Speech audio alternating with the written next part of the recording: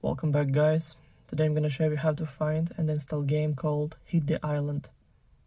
So first thing first, open App Store, click on the blue icon right here on your home screen. Then make sure that you log in your Apple ID account. Then click on the search button right here.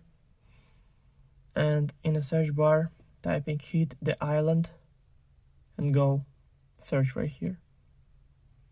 Then scroll down a little bit until you find the game. So click on that, then click Get, then Install, then confirm installation through Face ID or Touch ID or using password from your Apple ID account. So now it's all done. The game is 141.8 megabytes. Also, all links will be in the description of this video.